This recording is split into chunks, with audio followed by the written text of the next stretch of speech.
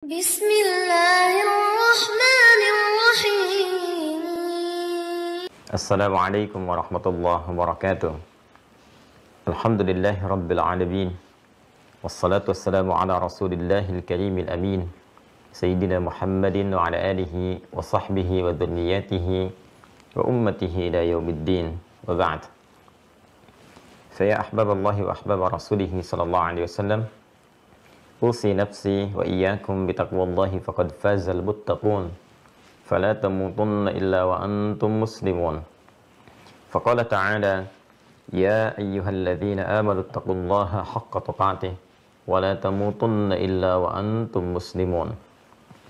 Saudara-saudariku, kita bermohon pada Allah Subhanahu wa taala semoga Allah senantiasa menyayangi, melindungi, menyehatkan dan membimbing kita ke jalan-jalan terbaik yang diridhai oleh Allah Subhanahu wa taala. Demikian tanpa henti kita bermohon pada Allah Subhanahu wa taala. Semoga saudara-saudari kita yang berkehidupan sampai dengan detik ini dan belum beriman kepada Allah, dilembutkan hatinya, dikuatkan jiwanya, dibantapkan lisannya untuk bersyahadat sebelum wafat dan kembali kepada Allah Subhanahu wa taala. Demikian kita bermohon kepada Allah jua, semoga para pelaku maksiat dan dimungkinkan kita berada di dalamnya diberikan kelembutan hati oleh Allah untuk bertobat dan meniti jalan kebaikan, hayatan thayyibah, sehingga bisa kembali kepada Allah dan menutup kehidupan dengan akhir yang baik, husnul khatimah. Dalam rangka itulah kita belajar mendekatkan diri kepada Allah, mengisi hari-hari hidup kita sehingga memiliki makna, nilai yang lebih, bukan hanya sekedar memenuhi tuntutan kehidupan duniawi saja, tapi lebih daripada itu, bagaimana menata kehidupan duniawi sehingga memiliki nilai dan bekal terbaik untuk pulang menghadap Allah Subhanahu wa taala ketika ajal kita tiba. Kita akan mencoba meneruskan kajian kita di pertemuan yang lalu. Kemarin kita masih menyempurnakan pembahasan di bab akidah terkait dengan al-asma al-husna. Saya ingin memberikan peta dulu kepada teman-teman yang terhubung. Kita masih di pembahasan tentang bab akidah, teman-teman sekalian. Di sini yang kita uraikan adalah pokok-pokok, pondasi-pondasi yang bisa menguatkan keyakinan kita tanpa ragu sehingga bisa kita ikat dalam jiwa kita dan tidak terlepas ya sampai kita meninggal, dibawa pulang kepada Allah Subhanahu wa taala.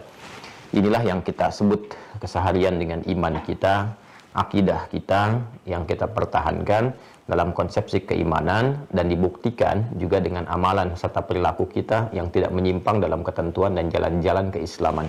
Jalan-jalan keislaman disebut dengan syariat. Dalam pembuktian iman itu disebut dengan amal. Jadi syariat tidak bisa dilepaskan dengan akidah seperti halnya iman ya, melekat juga dengan amal. Iman dengan amal, syariat, akidah itu dua hal yang saling berkesesuaian.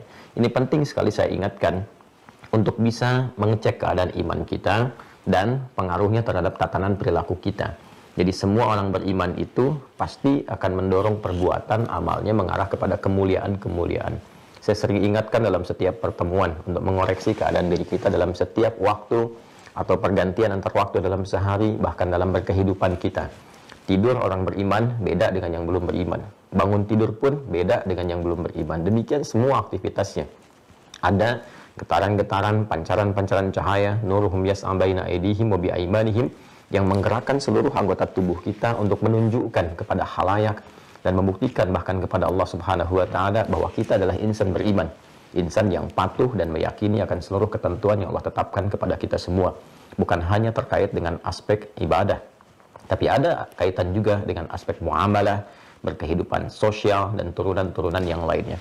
Ini kalau kita selalu menyimak pesan Nabi Shallallahu Alaihi Wasallam, khususnya dalam setiap pekan, dalam kesempatan Jumat, atau bahkan di umumnya ta'lim-ta'lim beliau, pengingat ini senantiasa dikaitkan dengan Quran surah ketiga Ali Imran di ayat 102. Ya ayyuhalladzina amanu, hai semua orang telah menyatakan beriman, berakidah, memeluk Islam dalam dirinya, meyakinkan pada jiwanya, ittaqullah, ya tingkatkan takwamu kepada Allah. Saya terangkan di pertemuan lalu, akumulasi dari amal soleh itu sebagai implementasi dari syariat itu akumulasinya disebut dengan takwa, untuk memenuhi cahaya takwa kita.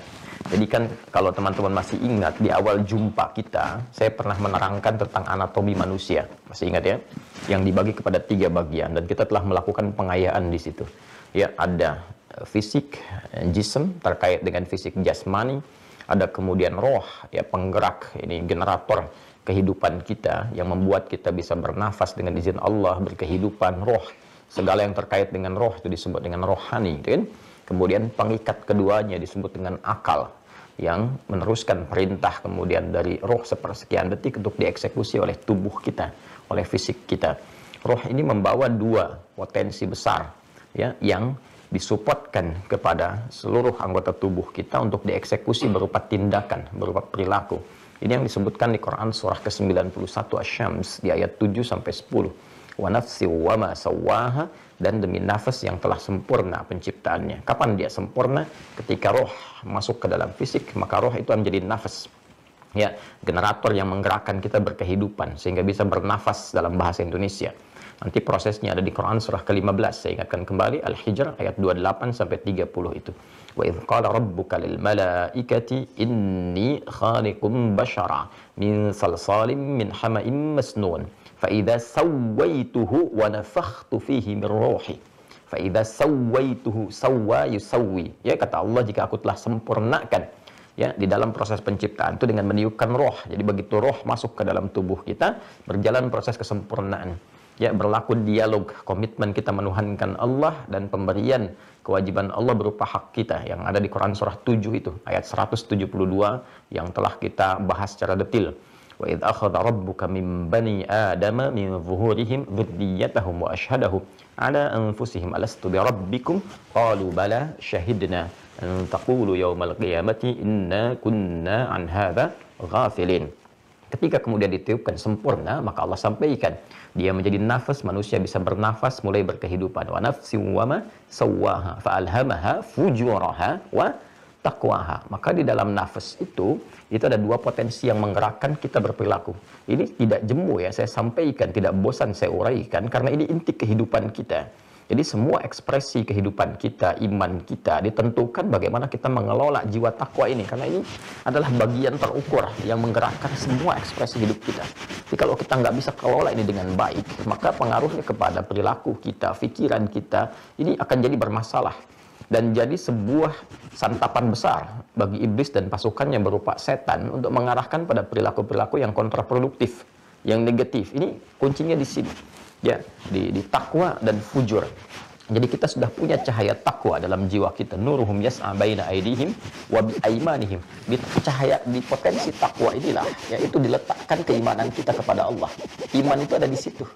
Ya, jadi keyakinan yang kuat, fitrah kita, komitmen kita kepada Allah itu melekatnya lewat jiwa takwa bersamaan dengan roh ditiupkan, membawa jiwa takwa melekat di situ cahaya iman, cahaya fitrah kita yang kita telah berkomitmen itu di dalam kandungan ibunda, ya. Makanya diingatkan, dikuatkan kembali, disebut di Quran surah ke-30 Ar-Rum ayat 30, itu yang disebut fitrah. Fitratallahi allati fataran nasa 'alaiha fa'aqim wajhaka lid-dini hanifa. Maka hadapkan dirimu sepenuhnya kepada ketentuan ad-din. Apa itu ad-din? Quran surah ketiga Ali Imran ayat 19. Inna ad-dina 'indallahil Islam. Dan dasar keislaman itu adalah bersyahadat. Fa'lam annahu la ilaha illallah, gitu kan? Jadi itu sudah membawa fitrah. Makanya disebut fitratallahi allati fataran nasa 'alaiha la tabdila li khalqillah. Ya, tidak ada perubahan-perubahan bagi Allah mencipta, membawa fitrah itu.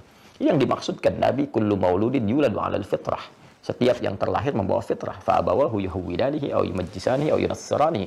Maka lingkungan sekitar yang membentuk dia atau merubah dia bergeser dari fitrahnya, bahkan kemudian dia bisa keluar dari fitrah sehingga harus mendapatkan pencerahan kembali untuk meniti jalan menuju fitrahnya yang awal, yang bersih, yang mula, ya. Nah, ini saat masuk ke dalam jiwa kita itu, nanti takwa katalisnya disebut dengan fujur. Jadi fujur itu katalis gitu kan, untuk bisa mensupport yang takwa ini naik ke permukaan. Ya, hanya mungkin dikesankannya oleh sebagian orang yang tidak mempelajari dengan dalam itu sebagai sisi negatif. Jadi selalu dipahami begini, ada kekuatan positif dan negatif dalam diri kita. Sebetulnya yang negatif itu kan konsepsi dasarnya, kalau kita bahkan di fisika gitu kan, ataupun di kimia, ya, ada proton, elektron, kemudian di fisika juga gerakan arus listrik itu kan ada arus positif, arus negatif. Kan itu negatif itu ada untuk mensupport yang positif supaya energinya keluar, gitu kan? Ya, masih ingat ya, saya dulu SMP SMA tuh belajar fisika tuh, saya kira kita paham yang dasarnya demikian itu ya. Ada bab gaya, nanti masuk ke listrik, besarannya ada ohm dan sebagainya. Itu kalau kita baterai kalau positif saja, nggak ada negatifnya, nggak ada keluar energi ya. Ya, jadi kan ada positif, ada energi yang negatif disatukan kemudian, maka mengeluarkan energi dari situ kemudian bisa bergerak, jadi generator dan seterusnya. Jadi fujur ini pada dasarnya itu adalah katalis, gitu ya, supporter utama untuk takwa supaya muncul. Tapi dia berupa lawan. Ya, ini saya sedikit dalami dulu ya sebelum kita masuk. Ini gampang yang lain-lainnya kalau kita paham yang ini inti kehidupan kita. Ya, ini supporter utama takwa itu fujur. Dan dia berupa lawan. Ya, lawan sifat. Jadi kalau di takwa ini ada jujur, di sini ada dusta, gitu kan? Kemudian bila di sini ada sabar, di sini ada amarah, gitu. Dan bila di sini ada tawadhu, rendah hati, di sini ada sombong, gitu kan? Demikian seterusnya. Jadi ketika Allah menciptakan marah, bukan ingin membuat seseorang menjadi pemarah, bukan. Tapi ingin mensupport supaya sabarnya ini muncul. Belajar dari marah ini supaya sabar ini keluar. Makanya nanti ada pengendalian amarah, gitu kan? Nah, kemudian penguatan kesabaran. Sebab kalau nggak ada marah, sabar ini nggak diketahui. Kalau nggak ada dusta, ya ini jujur ini nggak diketahui. Jadi Allah menciptakan sifat dusta, bukan ingin menjadikan manusia menjadi pendusta, bukan. Tapi supaya jujurnya ini muncul ke permukaan, belajar gitu dari situ ya. Kemudian sabar juga diciptakan ya, supaya bisa terus naik, memberikan kualitas dalam kehidupan. Cuma dia butuh penguat, butuh katalis. Apa itu? Ya marah. Ya kan nggak mungkin ibu di rumah tiba-tiba mengatakan pada suami, sabar ya Pak, sabar. Nggak ada angin, nggak ada hujan, nggak ada petir gitu kan. Nggak ada masalah apa-apa. Suami pulang dari kantor, datang ke rumah, baru buka pintu Anda katakan, Waalaikumsalam, sabar ya Pak, sabar gitu. Ya kan juga suami kaget gitu, mama sehat nggak pagi ini gitu. Jadi harus ada satu katalis yang menjadikan sifat-sifat itu muncul dalam berkehidupan. Kita bisa lihat ya. Maka takwa ini itu harus disupport. Ya, bagaimana mensupport takwa itu lewat amalan. Karena itu semakin banyak amal itu akan menggerakkan nilai takwa muncul ke permukaan dan dia disupport oleh cahaya iman, itu yang menggerakkan semua perilaku kita. Karena itu di Al-Qur'an seringkali kata iman itu bersanding dengan takwa dan dihiasi serta diisi dengan amalan. Kalau Anda perhatikan konsepnya selalu begitu. Mau takwanya duluan, iman di tengah, kemudian amal. Mau iman dulu, kemudian amal, ujungnya takwa. Selalu tiga ini bersanding bersamaan.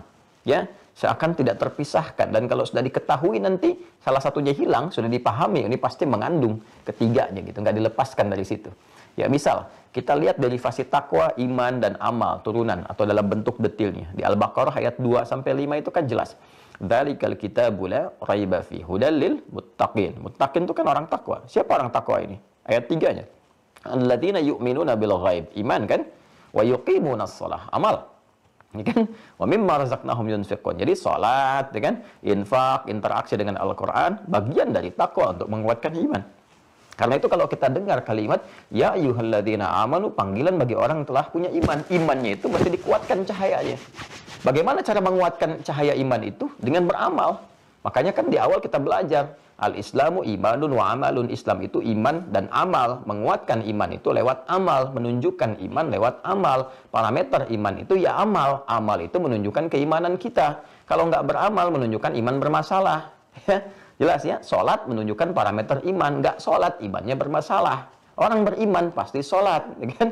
Demikian seterusnya. Makanya setelah ya ayyuhalladzina amanu itu seringkali akan diiringi dengan amal. Ya ayyuhalladzina amanu, Al-Baqarah 183, hai orang-orang telah menyatakan ia beriman, kutiba alaikumussyam, diwajibkan bagi kalian menunaikan puasa. Puasa itu ya amal, ya kan? Untuk menguatkan iman. Nah, nanti puasa ini bagian dari takwa. Akumulasinya nanti akan membuat iman kita semakin kuat. Ya ayyuhalladzina amanu, ya kutiba alaikumussyam. Puasa kama kutiba alal ladzina min qablikum la'allakum tattaqun. Ya kan? Tadi sholat bagian dari takwa, puasa bagian dari takwa, haji juga sama juga bagian dari takwa. Al-Baqarah ayat 197 misalnya, ya, di mushaf standar paling kanan sebelah atas. Al-hajju ashhurum ma'lumat, faman farada fihinna al-hajja fala rafatha wala fusuqa wala jidala fil hajj. Wa ma taf'alu min khairi ya'lamhu Allah wa tazawwadu fa inna khairaz zadi taqwa. Tuh. Jadi kita berhaji itu karena keimanan kita. Haji kan rukun iman tertinggi kan dalam turunannya itu. Ya, kok akumulasi dari syariat itu kan ada pada haji. Rukun Islam yang kelima, ya. Saya sebut akumulasi kumpulan itu pada amalan, ada pada haji karena gini, ibadah itu ada berupa fisikal seperti sholat yang tidak banyak melibatkan harta atau tanpa harta sedikit pun. kecuali untuk pendukung kita menutup aurat dan turunannya, ya. Yang tidak melibatkan harta secara langsung, fisik, salat. Yang kedua, ibadah harta yang tidak melibatkan fisik secara khusus, ya, secara langsung, secara umum, ya. Itu zakat, ibadah harta, infak, ibadah harta, gitu kan? Baik, kita bisa titipkan bahkan kepada amil zakat atau kepada misalnya badan-badan tertentu yang terpercaya untuk menyalurkan infak, ya, dan turunan-turunan lain. Jadi tidak menuntut keterlibatan fisik secara langsung. Jadi ada ibadah harta, ada ibadah fisik. Nah, haji itu menyatukan harta dan fisik sekaligus. Kita mau berangkat haji nggak ada hartanya, sulit, ya. Harus ada dikumpulkan dulu.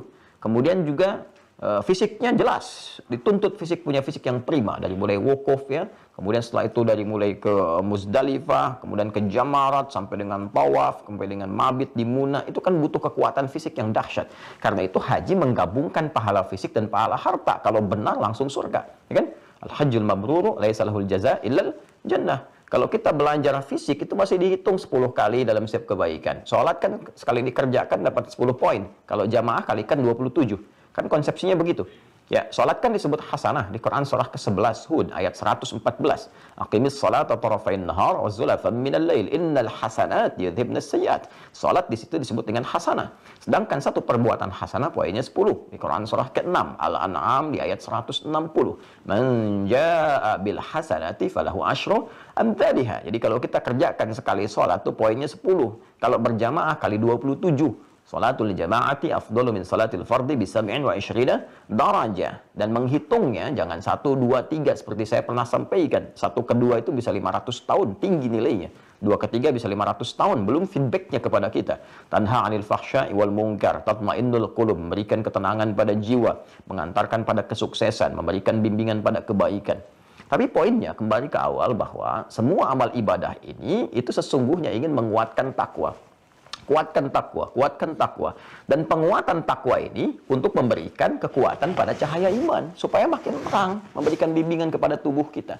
Karena itu Nabi mengatakan dalam setiap pembuka khutbah Jumat itu dalam salah satu bagian dari tausiah, gitu kan, wasiat kencang yang diberikan kepada kita, yang kuat, yang mengikat.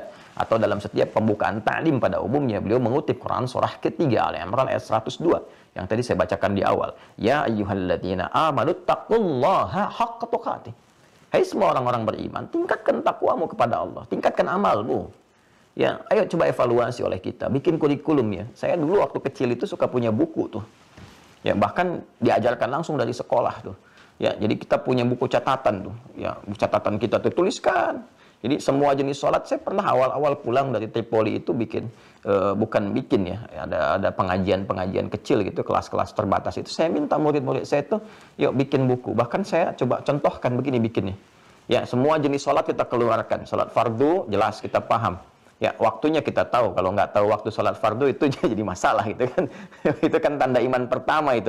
Inna sholata kanat 'alal mu'minina kitaban mawquta. Ya, sholat itu yang fardu itu orang beriman ya pasti tahu waktunya. Jadi kalau nggak tahu waktunya ada persoalan dalam imannya itu. Ya. Kemudian selain yang fardu kita turunkan yang sunnah, yang mutlak apa, yang rawatib apa, yang malam apa, yang pagi apa gitu kan terus itu. Jadi selama hidup ini kita tahu menu sholat tuh ini. Oh ini menunya. Ya, ini menu sholat, waktunya kapan, manfaatnya apa gitu. Ya, lalu di kolom berikutnya kita tuliskan dikerjakan hari ini atau tidak. Atasnya saya berikan hari itu, tanggal 1 sampai dengan tanggal 30 atau 31 kalau Masehi gitu kan untuk ngitungnya. Jadi saya turunkan dalam sehari ini saya kerjakan nggak gitu. Jadi kita bisa evaluasi. Anda dari mana tahu bisa meningkatkan takwa? Ya, dalam bidang sholat misalnya. Dari mana bisa kita tahu takwa kita meningkat dalam hal sholat? Kan nanti diturunkan. Ya, takwa itu kan tadi saya katakan amal soleh, kan? Disebutkan oleh Quran dari mulai amalan fisik, sholat, kan? Amalan harta, zakat, turunannya infak. Nanti gabungan latihan awalnya ada puasa. Setelah itu kemudian nanti ada haji, ada umrah. Nah, kita bagaimana bisa tahu kalau sholat kita itu meningkat untuk supporting takwa kita itu? Dari mana taunya? Kan ada dua hal, kuantitas dan kualitas, ya kan? Untuk kuantitas bertambah jumlah sesuai dengan aturan koridor, bukan nambah sendiri, bukan menjadikan subuh dari 2 jadi 3, gitu kan? Nah, tidak demikian. Nah, kan nggak ada larangannya Ustadz. Ibadah itu yang dicari bukan larangan, tapi perintahnya. Ya, kalau yang dicari larangan nggak akan ketemu di Quran. Sholat maghrib dilarang 4 rakaat, nggak akan ketemu. Di hadis juga nggak ada larangannya, cuma diperintahkan. Perintahnya apa itu yang kerjakan. Karena asal ibadah itu terlarang kecuali ada perintah. Al-aslu fil ibadati haramun hatta yadulla dalilu ala amriha. Asal ibadah itu dilarang sampai tiba kemudian perintah untuk melakukannya. Sebaliknya, kalau urusan dunia yang dicari apa? Larangannya. Ya, jadi untuk memudahkan kita, Masya Allah. Ya, yang dilarang kan terbatas, yang lainnya boleh semua. Dilarang pun untuk menjaga kehormatan kita. Nah, jadi balik ke kita sekarang. Bikin ya kurikulum itu. Nanti insya Allah coba. Kan sudah dikasih itu note. Kalau Anda dapat paket itu kan ada bukunya itu. Ya, salah satunya kan Anda bisa buat tuh. Ya, memo-memo harian kita. Coba di checklist oleh kita tuh. Fardu oke, ya. Kemudian terkait dengan sholat apa saja. Ya, sholat satu misalnya kan. Yang rawati mengikat kita ada berapa tuh. Ada berapa rakaat tuh. Dari 12 itu berapa yang kita kerjakan. Apakah ditoleransi 10? Hari ini turun atau tidak? Ya, kalau kita lihat sekarang misalnya, oh hari ini saya bisa 12, alhamdulillah, berarti besok jaga. Kan tingkatkan takwa. Kalau besok jadi 10 berarti turun kan? Ya kan? Tahajud bagaimana? Kemudian juga sholat duha bagaimana? Jadi kita bisa evaluasi tiap hari, punya kalender pribadi. Ntar tinggal cocokin aja sama catatan malaikat. Begitu mereka bawa catatan, kita juga ada. Gitu kan? Nah, dan itu menarik sekali gitu kan, berkehidupan demikian. Kalau sudah semua tercatat jadi kebiasaan. Kalau udah kebiasaan nggak usah dicatat lagi. Ya, karena nanti rekamannya ada dalam jiwa kita, terekam otomatis. Kan kalau sudah berkebiasaan itu terekam otomatis di memori kita. Jadi nanti tertanam, disupport oleh iman, kalau nggak kekerjakan gelisah. Nanti jadi alarm sendiri. Itu saya di pesantren tuh. Ya, dulu saya waktu pesantren, saya pengen bangun tahajud. Saat kawan-kawan saya sudah punya jam waker itu ya. Ya, untuk alarm, tuh pengingatkan, dulu masih pakai waker gitu ya. Ya, belum ada yang seperti sekarang, pakai handphone dan sebagainya. Itu saya nggak punya. Karena memang punya keterbatasan, saya nggak punya. Saya tanya guru saya pengen tahajud, saya nggak punya jam waker itu seperti kawan saya. Gimana caranya saya bisa bangun? Ya, beliau katakan minta sama Allah. Itu Allah bangunkan. Dan Masya Allah itu wakernya yang Allah kasih itu lebih dahsyat dari teman-teman tuh. Ya, kalau teman-teman dipasang jam 3, alarmnya baru bangun jam 3. Ya, pengingat dari Allah itu kita minta jam 3, dibangunin jam 2, teman-teman. Dibangunin jam 2. Ya, karena Allah Maha tahu tuh, minta jam 3, bangun jam 2 kan juga kadang-kadang kan duduk seperti ini, begini kan awal-awal bisa jam 3:4 kita baru sadar. Gitu kan. Ada yang baru awal begini, ya bangun jam 2, begini udah jam 4:30 kan. Ternyata udah mau komat gitu. Nah, itu hal-hal demikian tuh menarik gitu. Nah, kembali, ini mohon izin ya, saya lakukan pendalaman dulu supaya kita mengerti gitu. Nah, ini kan nyambung semua. Hai orang-orang beriman, tingkatkan takwamu kepada Allah dengan serius, haqqa tuqati, dengan sungguh-sungguh. Ya, jadi jangan kita sekarang semangat, besok tidak. Mau ujian semangat, setelah kelulusan selesai. Ya kan? Mau uji jabatan semangat, uji kelayakan, fit and proper test. Setelah itu kosong lagi gitu. Ya, itu motivasi sementara namanya. Teruskan sampai kita wafat kan, wala tamutunna illa wa antum muslimun. Kebiasaan itu dibawa sampai wafat. Sabarlah. Ya, tolong ingatkan diri kita, saya pribadi dan teman-teman. Kita sabar aja sampai tiba ajal. Setelah itu kan meninggal enak. Kan nggak capek lagi setelah meninggal itu. Ya, kan saya belum pernah dengar ada orang setelah meninggal ada curhat, saya capek nih. Amal itu sekarang aja, tobakan antobak itu sekarang saat hidup. Ada saatnya kita beristirahat untuk sepenuhnya. Jadi berjuang dulu yang sabar. Sampai tiba masa itu kita untuk kembali dan tenang, wafat dalam keadaan tenang. Ya Tuhan nafsul mutmainnah, tenang, wafatnya selesai. Nah, hidup itu kan sederhana, itu jalani seperti ini, pelajari, ini masalah, ini tantangan, ini menyelesaikan, selesai. Nah, nanti apa feedbacknya kalau kita bisa jaga itu sampai kita meninggal? Nanti takwa itu selain memberikan kekuatan pada sinyal dan cahaya iman supaya terang membimbing tubuh kita beraktivitas, nanti feedbacknya adalah pemberian dari Allah untuk kemudahan hidup. Makanya banyak ayat di Quran mengaitkan kesuksesan dan kebahagiaan itu dengan takwa. Ya, misalnya Anda ingin bahagia, ternyata solusinya takwa. Nah, di akhir ayat 189 di surah kedua Al-Baqarah. Surah kedua ayat 189. Lihat ujungnya. Wattaqullaha la'allakum tuflihun. Bertakwalah kalian kepada Allah agar kalian cenderung bahagia. Ya, adik-adik, saya lihat nih adik-adik yang masih belajar nih, kelihatan kan? Apakah misalnya di level SMP kah, SMA kah, di kampus kah? Ternyata penguatan ilmu itu dengan takwa. Dan saya membiasakan untuk melihat itu, belajar dari ulama-ulama dulu, saya coba ikuti, ternyata dahsyat dampaknya, betul itu, betul. Karena Allah kalau sudah mengatakan pasti hak yang kita pelajari kemarin. Ya, itu ada di Quran surah kedua Al-Baqarah, di akhir ayat 282. Ayat terpanjang dalam Al-Quran ya. Quran surah kedua Al-Baqarah, ayat 282. Ya, paling kiri itu, ya itu dari atas ke bawah itu satu ayat tuh. Lihat paling ujungnya, paling bawahnya itu. Akhir ayatnya, wattaqullah wa yu'allimukumullah. Tingkatkan takwamu kepada Allah, maka kami akan tambahkan pengetahuan. Ya, tambahkan pengetahuan. Jadi saran saya kalau masih punya baby ya, yang anak-anak tuh balita, bayi usia menjelang 5 tahun, usia emas itu yang disupport Bu, Pak, saya sarankan ya, karena saya coba praktekkan juga pada anak-anak kami itu, coba jiwa takwa tanamkan dulu, itu dahsyat pengaruhnya kepada kecerdasan, cepat menangkap sesuatu. Saya praktekkan satu-satu itu pada anak-anak, itu luar biasa gitu. Ya, ada pengaruh, dan bukan hanya anak-anak kami, di sekolah juga demikian. Di sekolah-sekolah yang kita bina itu anak-anak coba dekati ini, itu ada percepatan gitu. Dan risetnya sudah banyak. Ya, makanya ulama dulu itu memulainya dengan takwa. Dengan takwa dulu. Nanti disupport oleh ilmu ketika mereka mulai menjelang balik. Asalnya kan menghafal Quran, sholat, setelah itu dijelaskan lewat ilmu supaya kuat. Itu datang cepat itu. Silahkan cek biografi para ulama kita yang cendekiawan keilmuan umum saja. Itu rata-rata mulainya dari Quran dengan sholat. Dua itu aja. Sholat yang benar, kemudian Quran. Itu luar biasa. Ya, Al-Farabi, Al-Kindi, Al-Ghazali, Al-Khawarizmi, Al-Battani gitu kan, dan seterusnya yang lainnya juga, itu sangat luar biasa. Nah, nanti kalau kita pun ingin mendapatkan kemudahan dalam kehidupan, itu akan dibimbing lewat cahaya takwa itu. Cahaya iman yang menguat dibimbing. Ini ada masalah ini begini, masalah ini begini. Itu yang dimaksudkan di Quran surah ke-65, ya kan? 65 At-Talaq, di akhir ayat kedua, di awal ayat ketiga. Ya, wa may yattaqillaha yaj'al lahu makhraja wa yarzuqhu min haitsu la yahtasib. Siapa yang mampu meningkatkan takwanya kepada Allah, ya, maka kami akan berikan jalan kemudahan, solusi dari setiap problematika hidup yang dialami. Kemudian bahkan rezeki pun kami kirimkan dari sisi yang tidak terduga. Ya, bahkan selanjutnya, wa may yattaqillaha yaj'al lahu min amri yusra. Kami mudahkan urusan hidupnya. Jadi mungkin kalau ada kesulitan, dan selalu sulit, mungkin bukan kurang harta, kurang tinggi kedudukan, kurang takwa. Ya, toh itu sudah terbukti kok, sudah dialami. Ini kurang apa lagi? Ya, saya yang agak kadang-kadang ironi, ayatnya hafal itu. Tapi nggak kita ikuti jalannya gitu. Bukan kita. Ya, tapi ada yang tidak mengikuti jalannya. Ini yang jadi persoalan gitu. Hafal ayatnya, tapi jalannya nggak diikuti. Kenapa nggak kita coba buka pintunya, kita ikuti? Nah, disinilah kita ingin belajar menguatkan itu.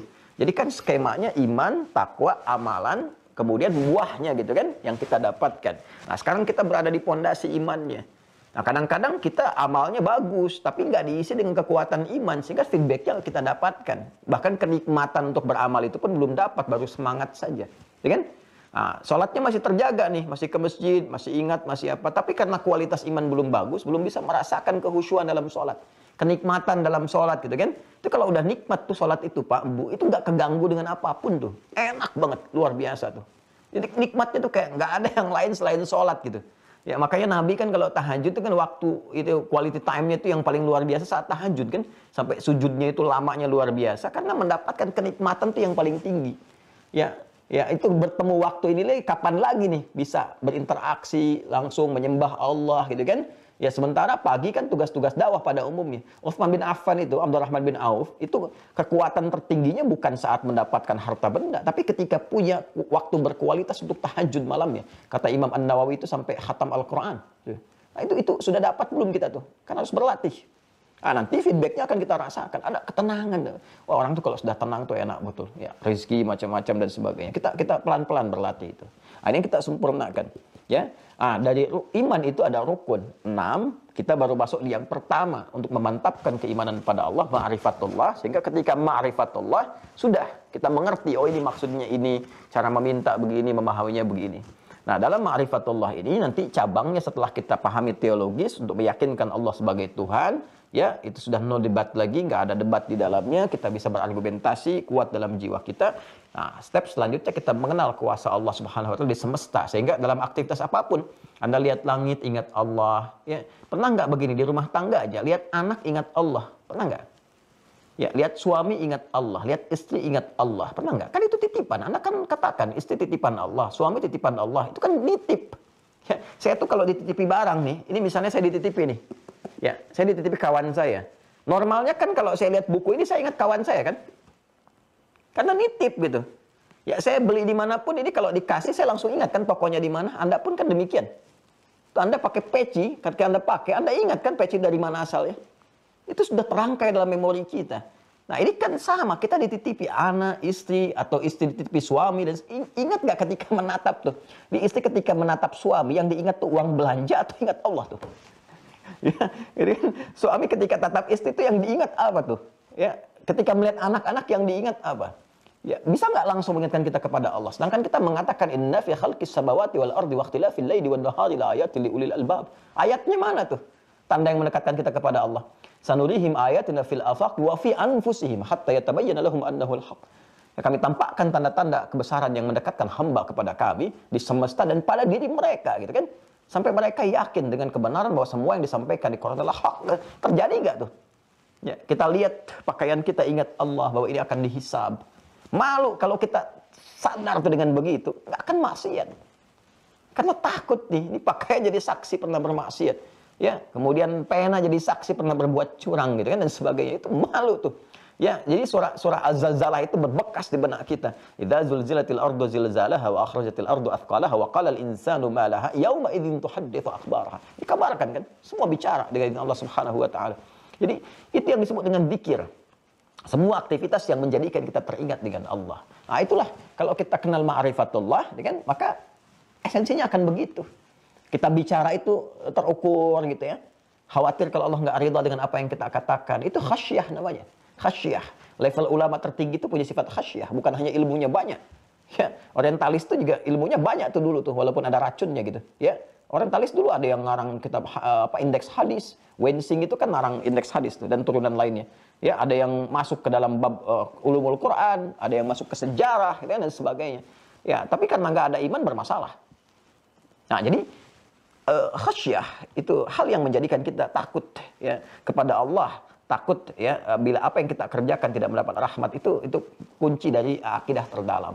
Nah, ini nanti jalan itu sudah kita bahas kemarin ya, berinteraksi dengan Allah Subhanahu wa taala dengan penyembahan melalui Al-Asmaul Husna, dan telah kita petakan 99 kepada 8 bagian. 8 ini kita masukkan 4 hadis untuk penguatan. Nah, sekarang kita bacakan bagian yang kedua. Setelah kemarin kita mengenal nama-nama yang terkait dengan zat Allah Subhanahu wa taala, dan itu ada berapa? Masih ingat? Ada? 9 ya? Masih ingat? 9 apa 7? 7 apa 5? Masih ingat ya? Nah, nanti di ujian ya kita sampaikan. Baik, kita bacakan ya. Ini kita baru muqaddimah nih. Sekarang baru masuk kepada inti bacaannya. Bismillahirrahmanirrahim.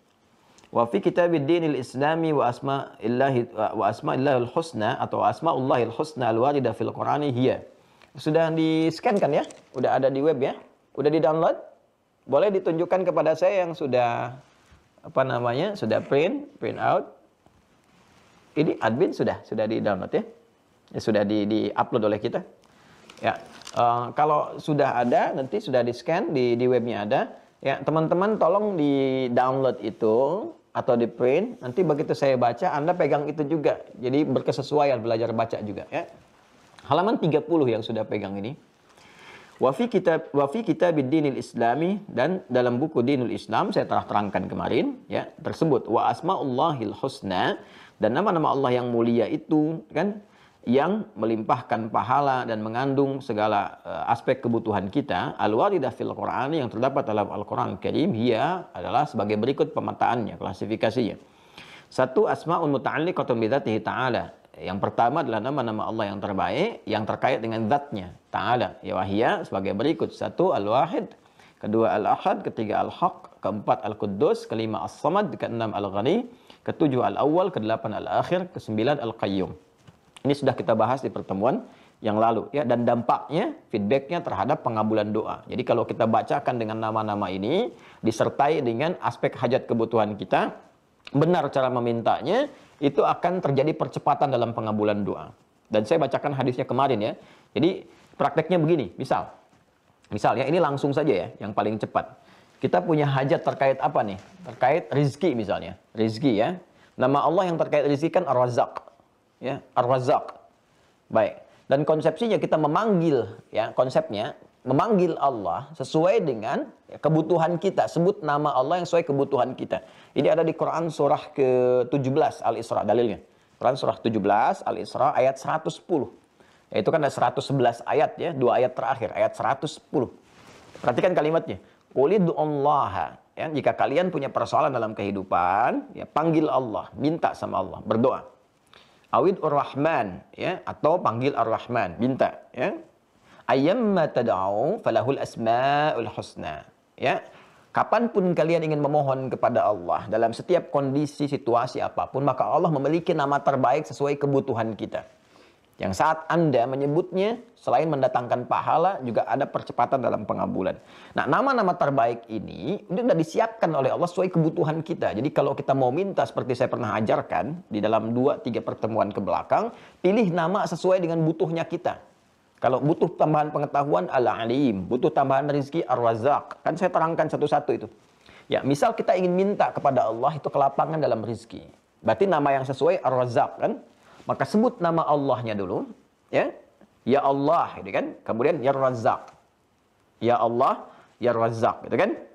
Nah, kalau ingin lebih cepat lagi daripada itu, sertakan nama-nama Allah yang tertinggi. Tingkatan tertingginya. Yang kemarin kita terangkan dengan Ismullahil A'zam. Ya, atau Asma'ullahil Uzma. Bismillah. Ini praktek ya.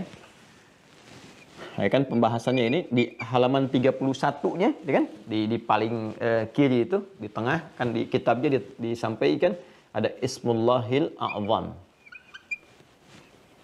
Ya. Ini kan? Atau Asma'ullahil Uzma. Kan? Seperti ini. Kalau ismun itu bentuk tunggal, mufrad, singular, asma bentuk jama, plural, ya. Nah, ini nama Allah ya, bisa satu disebutkan, yang tertinggi, tingkatan tertinggi, kan? Atau Asma'ullahil Uzma, atau nama-nama, kan ada beberapa nama yang bisa kita sertakan juga, bukan satu nama tapi 2, 3, 4 dan seterusnya. Sepanjang dalam satu frame ini, nama-nama yang tertinggi, tingkatan tertingginya. Tingkat tertinggi teragung, ya. Teragung. Ini yang saya maksudkan dalam tema tingkatan Asmaul Husna, gitu kan? Tertinggi, teragung. Nah. Ya. Teragung, yang paling dahsyat, ya. Kalau di Sunda ada agung, ada agung. Ternyata dibedakan. Saya pernah ke Ciamis, Alah Panjalu, dapat undangan ceramah dulu sekitar 3 tahun ke belakang, ya. Nyampe ke sana saya disampaikan di telepon, Ustadz akan ceramah nanti di Masjid Agung. Saya dengarnya Agung kan. Begitu nyampe ke sana, ini Pak tempatnya. Bukan Ustadz, kalau ini Masjid Agung katanya. Oh, kalau saya di mana ceramah? Di Masjid Agung. Jadi ada Agung, ada Agung. Yang besar dengan yang lebih besar lagi itu satu titik ya. Nah ini, tertinggi yang teragung. Nah, urutan pertama, nama-nama Allah yang tingkatan tertinggi itu yang terkait dengan zatnya, dengan zat Allah. Ya, dengan zat. Asma'un muta'alliqatun bidzatihi ta'ala. Jadi ini langsung terkait dengan zat Allah, ini tingkat tertingginya. Nah, nama-nama terkait dengan zat itu kan ada 9, seperti kita pernah sampaikan, ya kan? Nah, di antaranya kan ada Al-Wahidul Ahad, dengan As-Samad dan sebagainya. Kita ingin ambil misalnya, kita ingin katakan misalnya Al-Ahad, ya kan? As-Samad. Nah. Kita praktekkan ya, kita praktekkan. Misal kita ingin minta terkait dengan rezeki. Ini prakteknya. Ya. Permohonan kita adalah kelapangan dalam hal rezeki. Nama Allah yang melimpahkan rezeki kepada kita ditetapkan dalam Al-Asmaul Husna adalah Ar-Razzaq. Jelas ya? Ini pun ada detail lagi. Kalau kita ingin meminta rezeki itu dalam bentuk yang tiada batas. Nah, biasanya kasusnya begini. Kasusnya ada yang secara hukum keduniaan atau hukum universal, sunatullahi fil kaun gitu kan. Itu ditetapkan nggak bisa nih. Nggak mungkin. Ya, status akal manusia mengatakan terbatas. Nah, misal, seorang yang dihukumi mohon maaf ini sudah perempuan yang misalnya monofos dan mandul. Ya, dalam kasus keturunan kan rezeki juga, rezeki ya. Akhirnya secara medis nggak mungkin. Seperti kasusnya Nabi Zakaria kan, dengan istrinya itu kan, itu divonis secara medis nggak mungkin punya keturunan, secara klinis nggak mungkin. Nah, tapi apa yang terjadi? Beliau tetap tanpa putus asa. Walam akum bidu'aika rabbi syaqiyya, gitu kan, di Quran surah 19 Maryam itu ayat yang keempat. Aku nggak putus asa memohon ya. Rabbi inni wahanal azmu minni washtala ra'su syaiba. Kan walaupun rambut sudah memutih, fisik sudah letih, walam akum bidu'aika rabbi syaqiyya, tapi aku nggak putus asa dalam memohon, ya.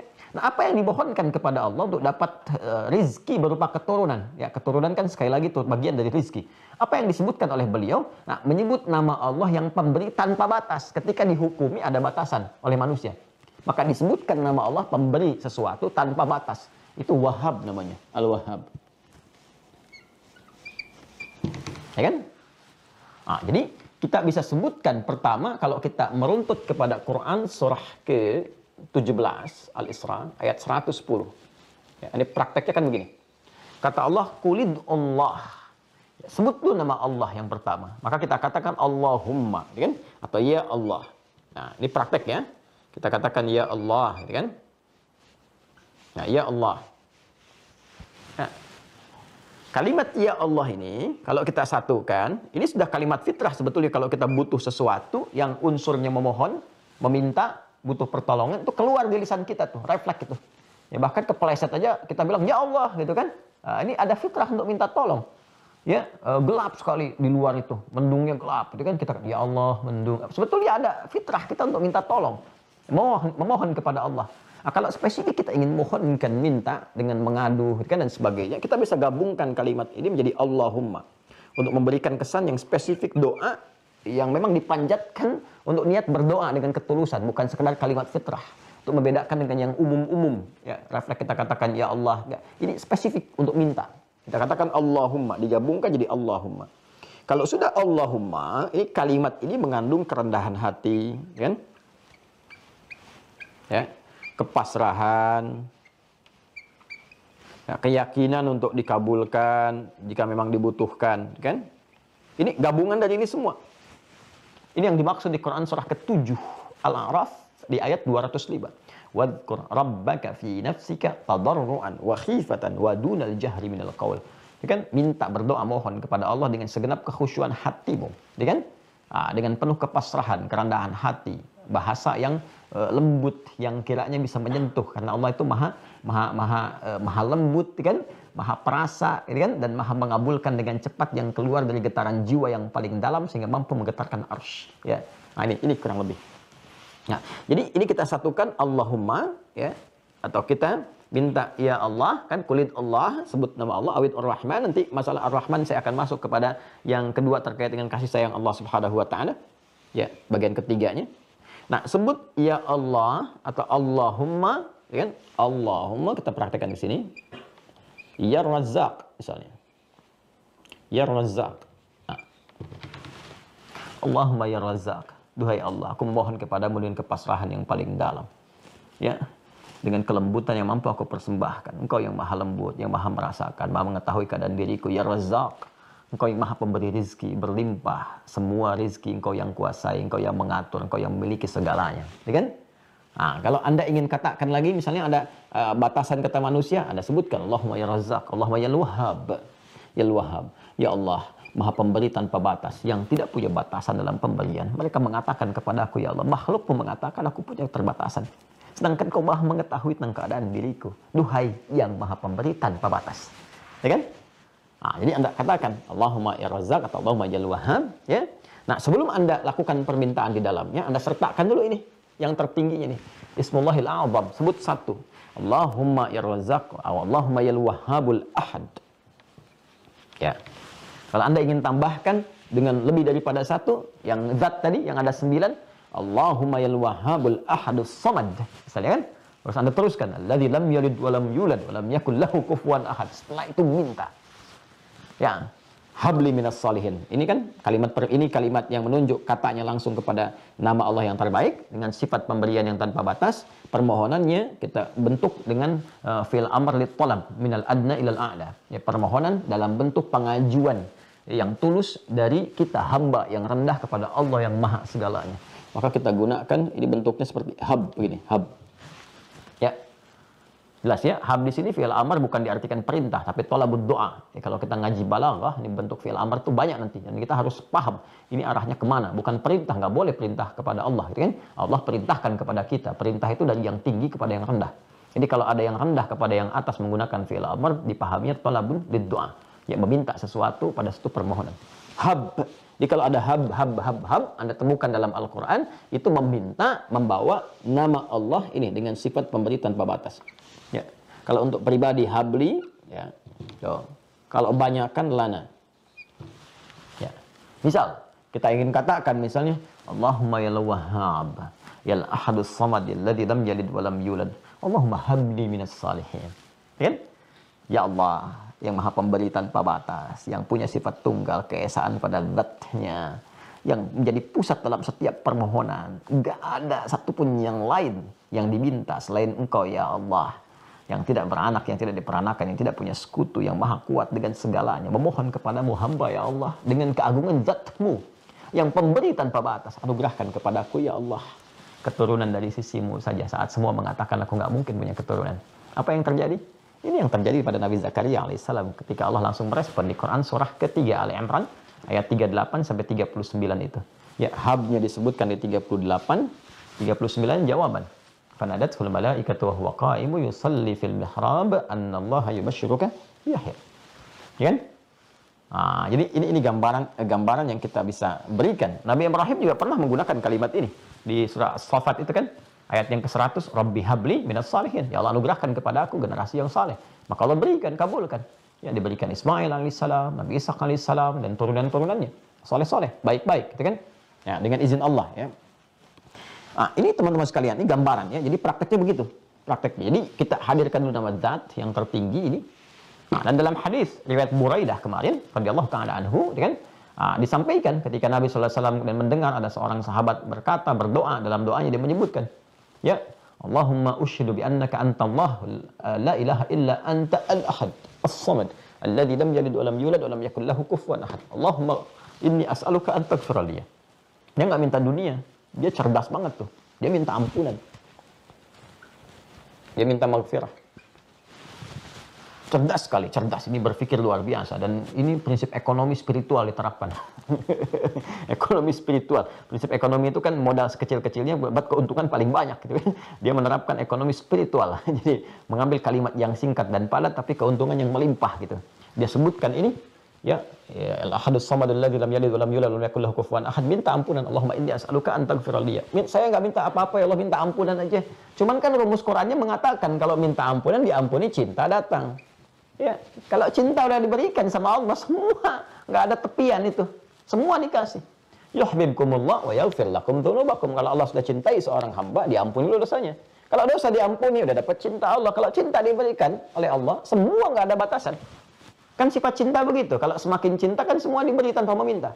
Anda mencintai pasangan, Anda berikan walaupun dia nggak minta, ya kan? Ya, Anda mencintai anak-anak, kok Masya Allah kan, yang terbaik yang diberikan pakaian yang bagus, anak nggak minta Anda berikan. Emang ketika lahir bayi itu ya dan dia tumbuh dan berkembang, pernah nggak mengatakan pada Anda, Mama pengen baju yang ini, Mama pengen itu? Kan enggak, dia bicara aja enggak, tapi kan Anda penuhi itu dengan dasar cinta, ya kan? Sifat Allah lebih daripada itu. Ibu itu punya rahim, mengandung dalam rahim, dititipkan oleh Allah, punya kasih luar biasa. Allah itu sifatnya rahim. Lebih yang nggak bisa dibandingkan dengan makhluk. Laisa kamitslihi syai'. Di Asy-Syura ayat 11 itu kan laisa kamitslihi syai' wa huwas samiul basir. Allah maha mendengar, maha menatap dengan tajam, maha mengetahui kebutuhan kita, mendengar apa yang kita sampaikan. Maka dia minta ampunan, semua dikasih. Makanya orang yang rajin istighfar itu, kalau benar keluar dari imannya istighfarnya itu terpenuhi itu hajat hidupnya. Dan ringan itu, ringan. Ya, rajin-rajin lah ini. Ya. Rajin-rajin kita mohon ampun, rajin-rajin kita minta kepada kerabat, orang soleh, supaya dia berdoa juga, Allah ampuni dosanya. Ya, saya juga suka minta itu. Pada jamaah, alhamdulillah dapat keberkahannya itu. Ya, minta sama teman-teman, minta sama Allah ya. Tolong doakan saya dalam sujud supaya Allah ampuni dosa dan sebagainya. Itu alhamdulillah berkah itu. Berkah dapat ya. Nah, ini prakteknya seperti ini. Jadi itu yang saya maksudkan tingkatan Asmaul Husna. Jadi kalau kita minta ya, apa permintaannya cari dulu nama sesuai dengan itu. Jelas ya? Kemudian setelah itu sertakan nama yang terbaiknya, sertakan di dalamnya tingkatan tertinggi yang dimulai dengan zat dulu. Zat. Ya, kalau kita nggak hafal semuanya, sebut nama Allah. Nama Allah saja, kulit Allah, sebut Allah, ya Allah. Tapi sertakan dengan iman. Yang pelajaran kita kemarin itu, aspek teologinya kita hadirkan semua. Hadirkan, minimal kita sebut dengan zatnya aja. Kalau kita nggak tahu nama pemberinya, Ya, saya ingin diberikan oleh Allah ini kekuatan misalnya dalam menghadapi persoalan. Saya nggak tahu namanya apa. Maka kata Allah, kulin Allah, sebut nama Allah. Ya, yang paling dahsyatnya. Ya, dan hadirkan ini, nama zat ini, Al-Ahad. Kan kita hafal Al-Ikhlas itu kan, itu makanya disebut sepertiganya Al-Quran kan. Karena dari akidah, ibadah, muamalah itu kan kunci akidah teologisnya itu ada di surat Al-Ikhlas. Makanya surat Al-Ikhlas disebut oleh Nabi sepertiga Al-Quran. Sehingga candaan di ahli Quran itu kalau ingin menghatamkan cepat Al-Quran, baca Al-Ikhlas 3 kali. Gitu. Jadi langsung jadi sepertiga, 3/3 gitu. Ya. Nah, jadi ini kalau nggak tahu, kata Allah langsung sebut ya Allah. Tapi dengan penuh keimanan, kekuatan. Ya, makanya Nabi kan nggak banyak disebutkan oleh lisan beliau ketika ditolong dengan pedang itu, sudah dikhuluskan begini. Siapa yang bisa menolong Muhammad? Sekarang nggak ada kawan kamu nih. Ya, ini pedang ini sudah terhulus. Siapa yang menolongmu saat ini? Nabi kan nggak banyak-banyak. Ya, Nabi kan nggak katakan ya Allah, ya Rahman, ya Kudus, ya Allah, ya Rahman, ya Malik, ya Kudus. Nggak banyak-banyak. Satu aja, Allah.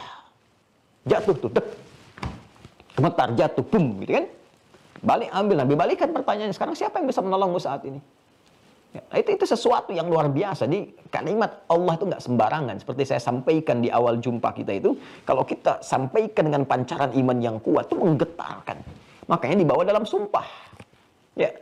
Sumpah, baik sumpah jabatan atau sumpah kesaksian. Ya, makanya kalau orang bersaksi, disumpah dengan Al-Quran, kemudian bersumpah dengan nama Allah, itu kan demi Allah. Itu melekat ke jiwa yang paling dalam, ke fitrahnya yang paling dalam, boom, gitu. Sehingga menjaga diri dia. Ya, jadi kalau pejabat itu yang muslim ya disumpah dengan nama Allah, kan itu di Al-Quran di atas itu nggak main-main tuh. Itu pertaruhan loh. Ya, jadi saya juga sampaikan kepada para pejabat-pejabatnya yang muslim ya, yang muslim itu ketika Al-Quran ditaruh di atas kepala Anda dan Anda itu disumpah pada saat itu pertaruhan yang dahsyat itu. Itu jadi saksi, jangan main-main itu. Itu bukan cuma di dunia itu. Ya, begitu ada penyimpangan-penyimpangan itu pertanggungjawabannya tinggi karena Al-Quran diletakkan di atas kepala langsung, nama Allah disebutkan demi Allah. Itu kalau imannya betul-betul kuat menghunjam kepada jiwa, makanya dijaga itu hukum-hukum. Hukum berkeadilan, hukum kejujuran, dan semua dijaga betul. Karena kuat menghunjam. Ya, maka tinggal dilihat saja gitu kan, pada diri kita ya. Saya nggak mau tunjuk orang lain tuh, pada diri kita yang dititipi jabatan. Coba lihat, kalau sumpah itu betul disebutkan dengan lisan kita, kemudian menghunjam kepada iman, itu akan menjaga tuh. Menjaga kedudukan supaya membuat kebijakan-kebijakan yang baik dan nggak akan bertentangan dengan hukum-hukum yang Allah tetapkan, baik hukum sosial misalnya, nggak akan merugikan masyarakat, menjauh dari hal-hal yang buruk, ataupun hukum individual juga, membangun ketakwaan, dia pejabat tetap sholat, tetap tahajud, dan sebagainya. Itu indah gitu. Nah, sekarang coba koreksi diri kita masing-masing dulu. Ya, lihat dulu. Ya, apa passion yang Allah titipkan pada kita. Itu tinggal kita hadirkan.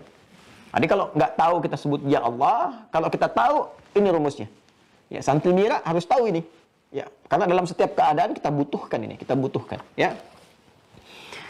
Nah, nanti kita pelajari Al-Ahad sudah, Al-Haq sudah, ya. Kalau Al-Haq itu kita kalau dihadapkan pada sesuatu yang membingungkan, ya. Makanya ada doa kan yang diajarkan Nabi, masih ingat? Allahumma arinal haqqa haqqan warzuqna ittiba'ah wa arinal batila batilan warzuqna ijtinabah. Ya, sekarang ini banyak membingungkan nih. Ini begini informasi begini, begitu, ada ustadz begini, ustadz begitu. Kadang-kadang diuji juga kita, gelarnya tinggi, ya. Ada misalnya ustadz, kiai, atau buya, atau macam-macam. Tapi kita bingung, ini hak nggak kalimat yang disampaikan nih. Yang kita kenal dulu itu syahadat itu bahasa iman. Ya, kalimat iman, kalimat penguat jiwa. Sekarang jadi kalimat persatuan. Gitu kan. Ini benar nggak nih? Sementara gelarnya misalnya gelar-gelar keislaman. Gimana kita nih bisa memahaminya? Maka kita katakan, Allahumma ya Allah, ya Allah. Allahumma ya Rabbi, ya Al-Haq, Allahumma arinal haqqa haqqan. Warzuqna ittiba'ah wa arinal batila batilan warzuqna ijtinabah. Ya Allah, Allahumma arinal haqqa haqqan wa innaka antal haqq. La ilaha illa antal haqq. Allahumma arinal haqqa haqqan. Ya Allah, tunjukkan pada kami yang hak itu hak dan berikan kemantapan kepada jiwa kami untuk mengikutinya. Itu kemantapan pada jiwa, itu iman kita. Jadi kalau sedang bingung melihat ini kemana sebetulnya gitu kan, itu minta kepada Allah bimbingan untuk mendapatkan informasi yang terbaik yang menguatkan pada jiwa kita.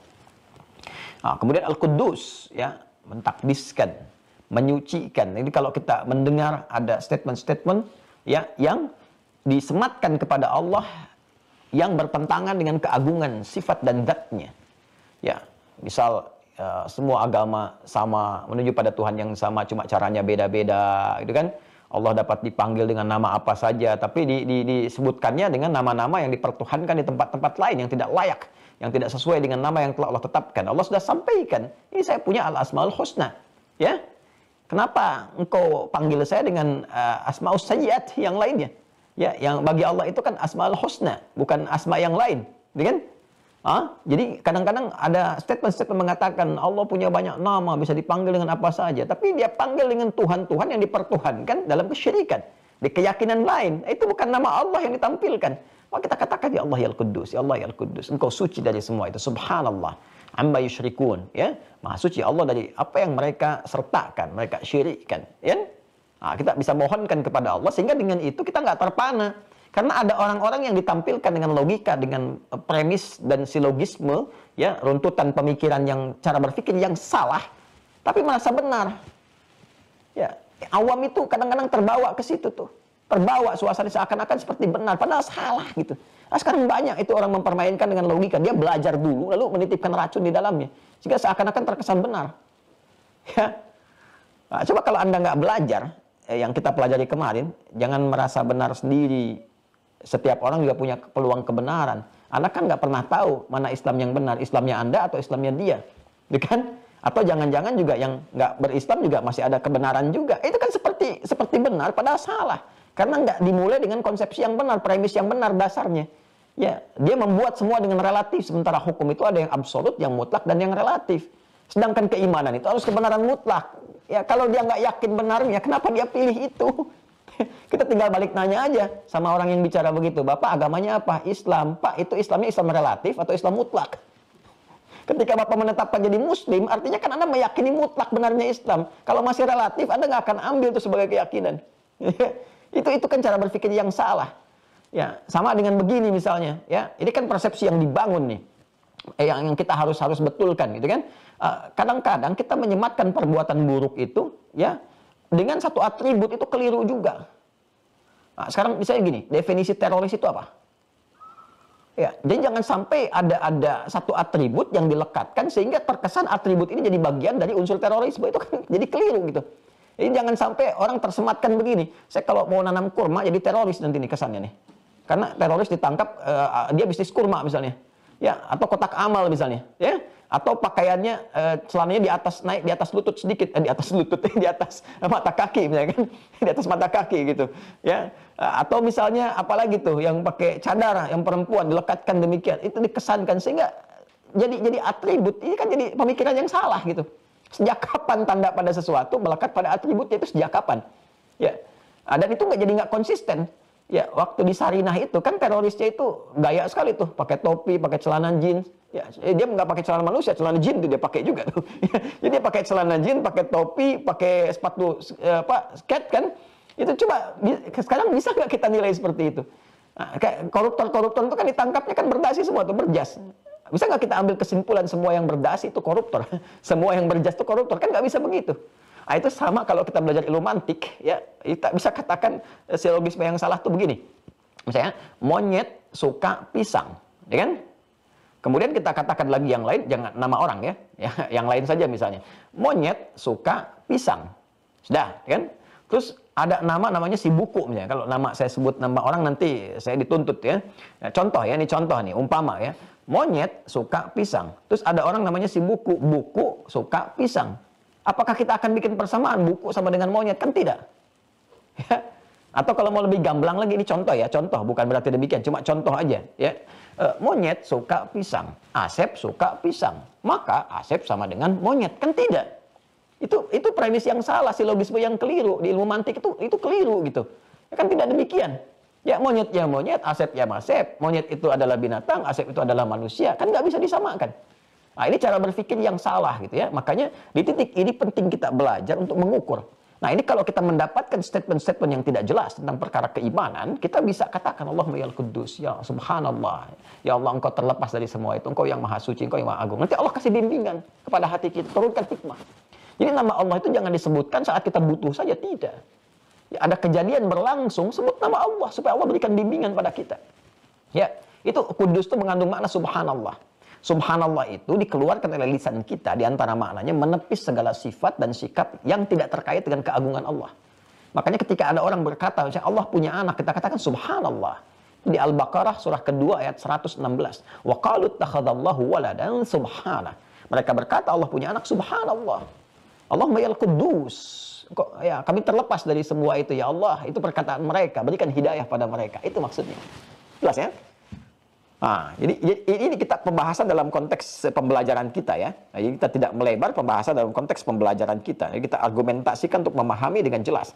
Jadi al-asmaul husna yang kita bahas ini bukan hanya terkait dengan kita mohon, kita minta, ya, tapi permintaan kita itu juga diikat dengan situasi yang berada di sekitaran kita. Ada pernyataan ini kita mohon bimbingan kepada Allah, dikuatkan, dapat yang hak ya dan turunan lainnya.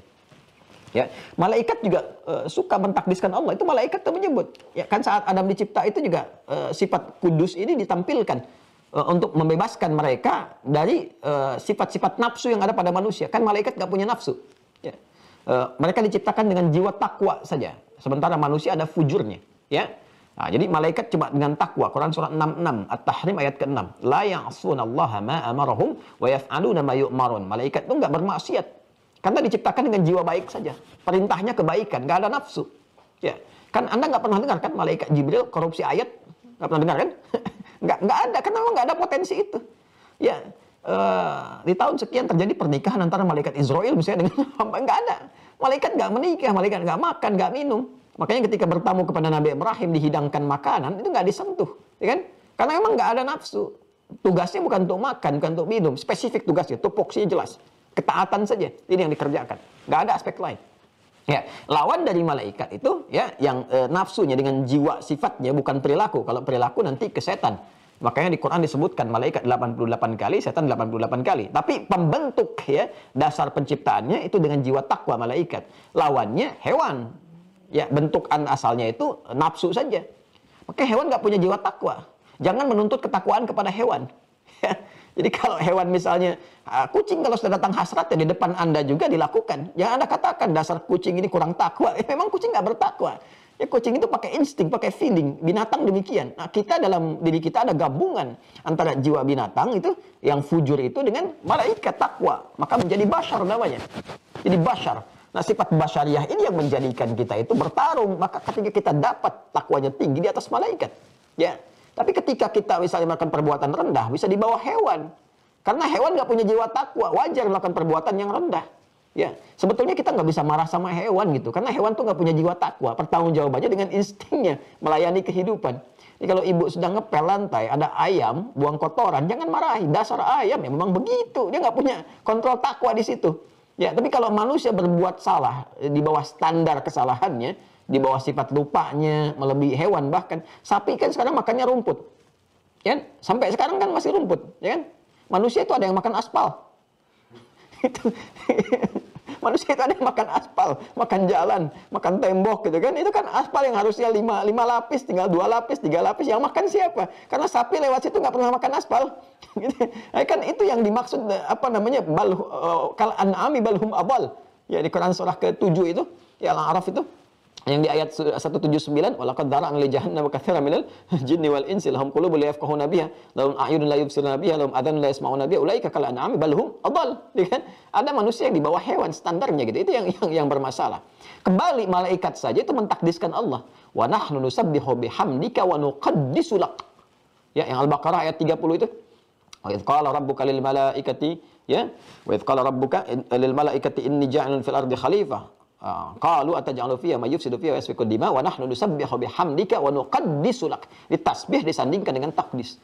Ya karena perwujudan kalimat takdis itu pada tasbih. Subhanallah, subhanallah, subhanallah. Itu kita sedang mensucikan Allah. Orang yang biasa mengatakan subhanallah, subhanallah, subhanallah, latihan itu 33 kali setiap setelah selesai sholat, dikalikan 5 itu, setiap hari dia begitu. Maka nggak mempan kalimat-kalimat di luar yang mendatangkan kalimat-kalimat bertentangan dengan sifat Allah. Jadi orang yang biasa tasbih itu nggak akan mempan tuh kalimat-kalimat semua agama sama, Tuhan bisa dipanggil dengan apa saja, itu nggak akan mempan. Yang ada itu adalah perasaan-perasaan yang ini nggak penting gitu. Ya, jadi fitrahnya langsung menolak. Jadi subhanallahnya itu muncul sinyal takdis dalam dirinya untuk mensucikan Allah itu muncul. Tapi kalau Anda berlatih dengan subhanallah, tapi nggak muncul sikap itu, ada yang salah dengan kalimatnya. Berarti diucapkan tanpa nilai iman, tanpa kekuatan dalam jiwa. Ya, apalagi yang nggak pernah sholat tuh wajar itu. Ya, Yang nggak pernah sholat tuh kelihatan, wajar itu. Ya, apa saja bisa dilakukan.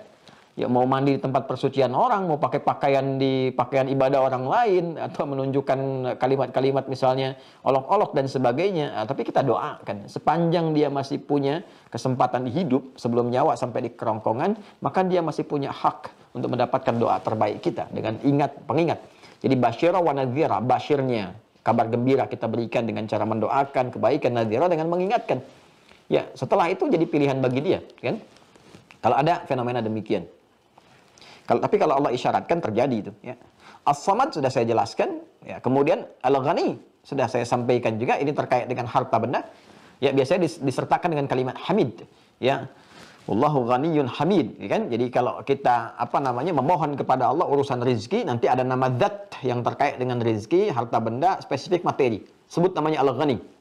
Al-Ghani. Tapi sertakan dengan sifat hamid juga. Jadi hamid itu nanti pencegah, rem supaya nggak riya kalau diberikan. Ya, jadi kalau kita minta sama Allah misalnya, kita minta, ya Allah anugerahkan pada saya motor kendaraan supaya saya bisa cepat menunaikan ibadah di masjid, kan? Mencari rezeki dengan lapang. Kita minta kendaraan, misalnya motor. Kita bisa katakan, Allahumma ya Allah, ya Razzaqul Ghaniyyul Hamid. Ya. Biasanya kalimat hamid disandingkan oleh Allah dalam Al-Quran dengan kata ghani. Untuk apa? Untuk memberikan kesan bahwa ini ya, kalau sudah dapat rezekinya, ya dapat itu, jangan ingin terkesan ingin dipuji, karena semua pujian kembali kepada Allah. Jangan ria, karena yang layak untuk diberikan pujian, penghormatan itu semua kembali kepada Allah. Toh kita cuma titipan saja sifatnya, gitu ya. Maka ketika dapat hartanya itu, Allah menjaga attitude kita juga, menjaga sikap kita supaya tidak tampil berlebihan. Ya, jadi kalau Anda minta hartanya saja, tidak dengan penjagaan sikapnya, dikhawatirkan ketika nanti motornya dapat, biasanya tinggal jarak rumah itu ke masjid dia cuma misalnya 500 meter, tapi kita minta motor itu supaya penguatan cepat ini. Anda bisa belok dulu tuh jarak 2 kilo supaya ke masjid. Ya, tin ke tetangga, mari Pak ke masjid, cuma ngasih tahu sekarang Anda punya motor, kan ini masalah.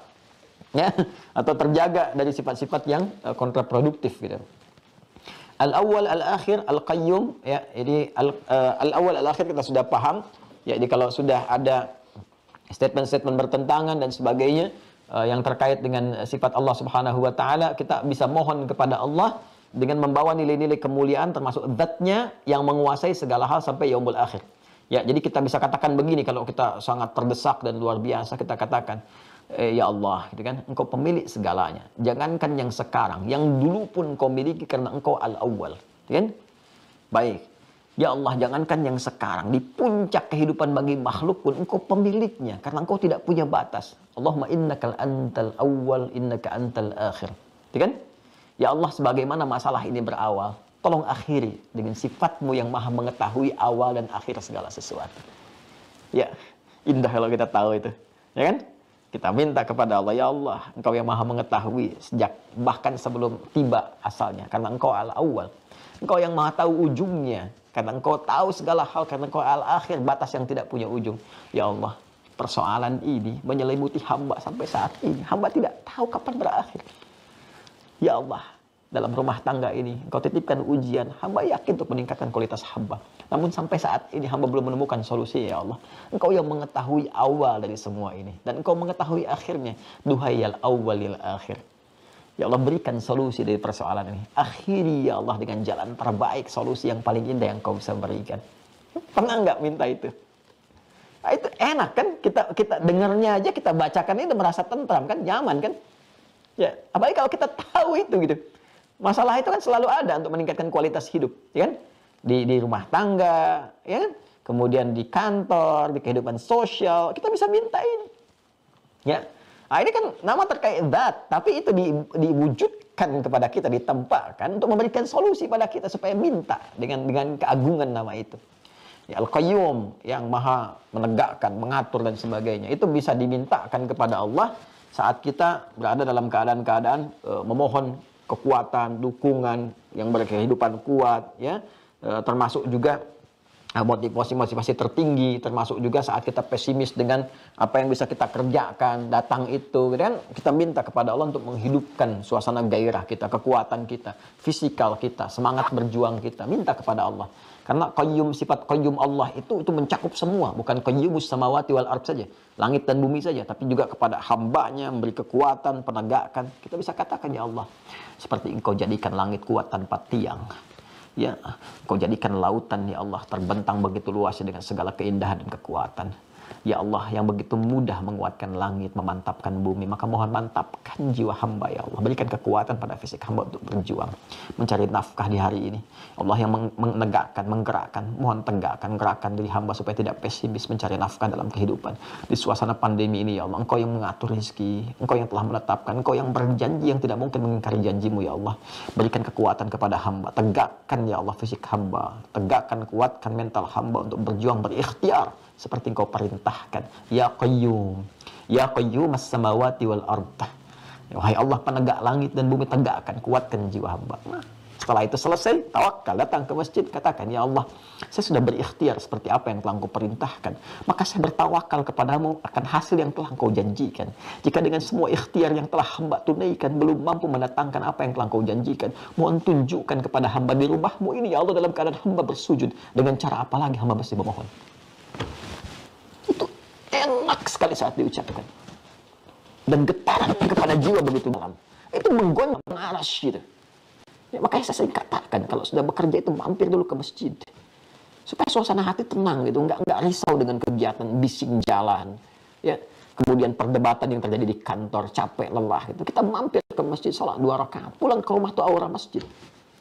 Ya, enak ketemu pasangan, enak ketemu anak-anak tuh enak gitu kan, nyapanya enak, mainnya enak, lelah tuh hilang gitu, penat tuh hilang, langsung bisa bercanda, main kuda-kudaan, anak yang naik, bapak jadi kudanya dan sebagainya, main mobil-mobilan dan main gendong-gendongan, itu luar biasa gitu. Ya, jadi ada praktek dari semua yang kita pelajari ini menghadirkan keindahan. Saat kita mau, agama itu kan indah dan ilmu itu indah saat dipraktekkan. Ya, Anda tidak bisa berkata demikian, semua akan indah pada akhirnya. Tidak demikian juga, Cepi. Ya, pada akhirnya indah, tapi indah itu akan tiba ketika ikhtiar mengiringi. Tidak dengan angin surga yang diangan-angankan saja gitu. Ya. Nah, itu kurang lebih demikian lah. Ya. Halo, Assalamualaikum. Kenapa kita menjadi kaku sesaat gitu? Jadi coba fitrah kita sentuh ya, kita sentuh dengan baik. Kemudian kita ambil dulu ya. Ini kan pendalaman yang pertama ya. Sekarang kita ambil yang kedua secara singkat. Asma'un muta'alliqatun bitakwin. Nah, ini penting juga ya. Asma'un, lihat kitabnya ya. Nomor kedua, asma'un, nama-nama Allah muta'alliqatun bitakwin, yang terkait dengan pembentukan, penciptaan. Ya. Pembentukan, penciptaan sesuatu. Jadi ini urutan kedua. Jadi kalau yang pertama terkait dengan zat, jadi kalau Anda minta kepada Allah, ya kan? Segala hal yang dipercepat, sebut nama yang terkait dengan zatnya sesuai dengan situasinya tadi ya. Kan saya sudah sebutkan kapan kita menyebut Al-Wahidul Ahad, Al-Haq kapan, Al-Quddus kapan, nanti putar kembali rekamannya ya. Nah, sekarang nama yang terkait dengan takwin itu ada 4. Tingkat kedua nih ya, tingkat kedua. Setelah yang pertama tadi, yang kedua. Ini klasifikasikan dibuat oleh penulis kitab ini. Pertama Al-Khaliq, Al-Khaliq. Nanti sifat takwin ini nanti terkaitnya macam-macam. Kalau terkait dengan diri kita, misalnya maaf ya, ada persoalan terkait dengan fisik misalnya ya, sakit, terus kemudian terkait dengan kelancaran dalam kelahiran, kan? Terus memohon supaya yang di dalam kandungan itu tercipta dalam keadaan yang baik, lancar, ya, lahir dalam keadaan yang perempuan tampil cantik, baik, laki-laki ganteng, tampan, soleh, gitu kan? Ya, nanti ini nama-nama terbaik untuk minta, bukan cuma belajar lewat surat-surat Quran. Nanti ada turunan. Para ulama kan ngasih rumus singkat kan. Anda pernah dengar nggak kalau nanti kalau bayinya pengen lahir tampan, ganteng, cerdas seperti Nabi Yusuf, misalnya ya, baca surat apa? Surat Yusuf. Baca surat itu, begitu lahir perempuan. Jadi ini baca itu yang dimaksudkan bukan sekedar baca, pelajari isinya. Bagaimana Nabi Yusuf dirawat, dididik, disiapkan dari kecil. Jadi ketika diberi nama pun lahir laki-laki, maka Anda sudah siap mendidiknya. Ya, yang perempuan cantik lahir taat sama Allah pada orang tua baca surat Maryam, baca itu dipelajari sehingga ibunya seperti Hannah, bapaknya seperti Imran. Jadi begitu anaknya lahir disiapkan pendidikan yang sudah dipelajari sebelumnya. Itu maksudnya. Jadi kalau dibaca surat itu sampai kiamat kurang 2 hari nggak dididik sama aja nanti. Ya, kembali kepada asal. Satu Al-Khaliq, kedua Al-Bari. Al-Bari. Ketiga Al-Musawwir. Al-Musawwir, Al-Khaliqul Bari'ul Musawwir. Ketiganya ditemukan di Quran surah 59 Al-Hasyr di ayat ke-24, ayat terakhir. Ya. Wallahul Khaliqul Bari'ul Musawwir lahul asmaul husna. Quran surah ke-59 surah Al-Hasyr ayat 24 ayat terakhir. Ya, hafalin ya, mesti hafal ya, mesti hafal. Nanti kalau minta sama Allah terkait dengan takwin, bacain satu ayat ini. Ya, langsung. Al-Khaliqul, ya kan? Bari'ul Musawwir. Nah, ada tambahan satu lagi. Nah, ada 4 ya semuanya ya.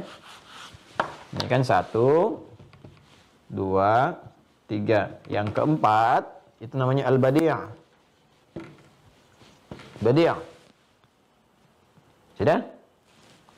Jadi kita temukan pertama kali kalimat Badi' di Quran surah kedua Al-Baqarah ayat 117. Tolong dicek ya. Badi'us samawati wal ard, ya. Wa idza qada amran fa innama yaqulu lahu kun fayakun. Ayat 117. Coba dicek nanti ya. Di paling kiri agak sedikit ke bawah. Ya. Sudah? Ada 4 ya. 1 Al-Khaliq, yang kedua Al-Bari, yang ketiga Al-Musawwir, yang keempat apa? Al-Badi'. Nah, ini terkait dengan takwin. Takwin itu nanti proses pembentukan istilahnya. Pembentukan kesempurnaan ciptaan. Nanti ada yang terkait dengan makhluk-makhluk sekitaran kita, ya. Sekitaran kita, baik itu yang bernyawa misalnya kan, ya seperti binatang kah, kan? Ada tumbuhan berkehidupan, ataukah mungkin juga langit, bumi dan sebagainya, penciptaan segala hal, ya. Nah, terkait juga dengan diri kita sendiri. Nanti manfaat kita menyebut nama Allah ini bila ada hal-hal menimpa kita atau keadaan kita atau apa yang sedang kita bangun, kita harapkan kepada Allah disempurnakan dengan hikmah segala kebaikannya. Ya. Jadi kalau Anda misalnya tadi yang saya katakan, bagaimana saat dalam kandungan kita memohon kepada Allah supaya anak yang terlahir dalam keadaan sempurna, fisik keadaannya gitu kan, macam-macamnya, tampilannya segalanya menjadi qurrata ain, itu kita bisa katakan Allahumma il khaliqul musawwir gitu kan. Minta kepada Allah Subhanahu wa taala. Nanti saya turunkan dalilnya. Ya, saya turunkan ayatnya. Ya, misalnya nanti kita temukan di surah Ghafir, ya. Ada lagi di At-Taghabun kalimat sawwara wa sawwarakum fa ahsana suwarakum gitu kan. Dan ada lagi wa sawwarahum fa ahsana suwarahum. Jadi Allah Subhanahu wa taala membentuk Anda dengan sifat musawwirnya lalu menjadikan itu yang terbaik, ya. Yang terbaik, yang sesuai dengan hajat hidup kita dan maslahat kehidupan kita. Nanti kita akan lihat Khaliq itu fungsinya apa, ya, terkait dengan apa, Bari itu fungsinya apa, terkait dengan apa, Musawwir bagaimana, Badi seperti apa, di pertemuan berikutnya insya Allah, ya. Jadi kita pelan-pelan dulu. Nah, sementara kita pahami dulu. Jadi kalau didapatkan ditanya hari ini belajar apa, nanti kita bisa jawab asmaun muta'alliqatun bitakwin. Jadi yang kedua nama-nama terkait dengan proses pembentukan. Ada 4. Yang pertama dengan zat, sudah fungsinya sudah. Ada 9. Kedua dengan takwin, ya, pembentukan, proses pembentukan, penyempurnaan, ada 4 nama. Tolong dihafalkan ini, nanti kita akan berjumpa di pertemuan berikut untuk menunjukkan dalil-dalilnya, fungsinya dan prakteknya seperti kita belajar yang tadi, ya. Saya kira itu, semoga Allah melindungi kita semua, kemudian memberikan kepada kita bimbingan yang terbaik untuk beraktivitas. Saya juga pesan kepada semuanya, termasuk diri saya pribadi, kita saling mendoakan. Untuk saat ini, saya minta kepada semua tingkatkan ibadah kita. Jaga sholat dulu, sholat yang paling dasar itu. Terus ibadah harta ya, yang pokok zakat apa. Tapi saya minta sholat jaga. Kalau sholatnya diperbaiki dengan kuat, dengan baik, nanti cahaya iman itu akan muncul pelan-pelan. Kuncinya di situ. Ya. Terima kasih atas perhatian hari ini. Maafkan saya kalau ada hal yang kurang tepat disampaikan. Kalau kurang berkenan mohon dimaafkan. Tidak ada maksud sedikit pun untuk menghadirkan kalimat-kalimat yang memiliki kesan-kesan yang tidak baik. Sungguh tidak ada. Semua diharapkan pada nilai yang baik. Kalaupun ada hal yang dikoreksi silahkan disampaikan. Mudah-mudahan Allah membimbing saya untuk bijak mengoreksi diri, memperbaiki lebih baik lagi untuk ke depan. Silahkan ambil pendapat dari juga guru-guru yang baik, yang mengajarkan kita kemuliaan-kemuliaan dalam berkehidupan, dan jaga diri baik-baik, saling mendoakan. Semoga Allah merahmati kita semua. Allahumma taqabbal minna innaka antas samiul alim wa tub alaina innaka antat tawwabur rahim. Allahumma rabbana atina fid dunya hasanah wa fil akhirati hasanah wa qina adzaban nar. Allahumma 'allimna ma yanfa'una wa fahimna bima ta'allamna wa wafiqna lina'mala ma fahimna bih. Allahumma ya Allah ij'alna min ahli al-Qur'an waj'alil Qur'ana sahiban lana fid dunya wa syafi'an lana fil akhirati arhamar rahimin. Allahumma ij'al baqiyata hayatina hayatan thayyibah wa akhir wafatina ya Allah husnal khatimah bi kalimatit tauhid la ilaha illallah Muhammadar Rasulullah. Fa'ajib kalimatana bi qaulika ya ayyatuhan nafsul mutmainnah irji'i ila rabbika radiyatan maradiyah fadkhuli fi ibadi wadkhuli jannati. Wa sallallahu ala sayyidina Muhammad wa ala alihi wa sahbihi ajma'in. Wa akhiru da'wana subhanakallahumma wa bihamdika asyhadu an la ilaha illa anta nastaghfiruka wa natubu ilaik. Walhamdulillahi rabbil alamin. Assalamualaikum warahmatullahi wabarakatuh.